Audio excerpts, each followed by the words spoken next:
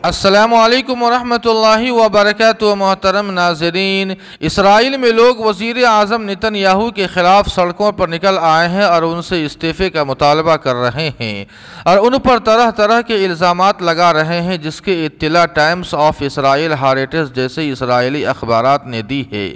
जानकारी के मुताबिक हमास के हाथों यरमगाल बनाए गए अफराद में से एक के अहल खाना ने वज़ारत दिफा के बाहर मुज़ाहरा करना शुरू कर दिया, जिसके बाद दर्जनों लोग इस एहतजाज में पहुंच गए।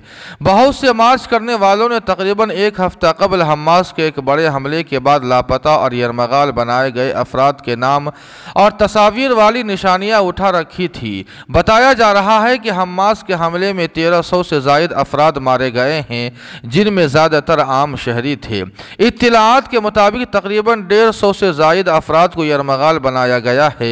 इसराइली परचम लहराने वाले मुजाहिरीन का कहना है कि वज़ीर आज़म नेतन्याहू इस तबाहकुन नाकामी के ज़िम्मेदार है और उनके इस्तीफ़े का मुतालबा कर रहे हैं। टाइम्स ऑफ इसराइल की रिपोर्ट के मुताबिक अब दर्जनों लोग यरमगालियों और उनके अहल खाना के साथ इजहार यकजहती करते हुए इसराइली वज़ीर आज़म नेतन्याहू के बहरान से निमटने के तरीक़े के ख़िलाफ़ एहतजाज कर रहे हैं।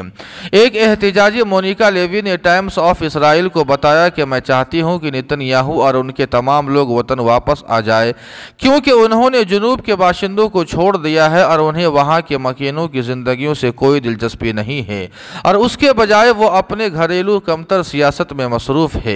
आपको बतला दें कि मुजाहिरीन ने नेतन्याहू पर इल्ज़ाम लगाया है कि वह इसराइली शहरियों के तहफ़्फ़ुज़ से ज़्यादा अपनी सियासी बका की फ़िक्र करते हैं। रिपोर्ट के मुताबिक एक पोस्टर पर लिखा था कि कोई भरोसा नहीं है, इस्तीफ़ा दे दो। एक और ने लिखा था कि हमें छोड़ दिया गया है।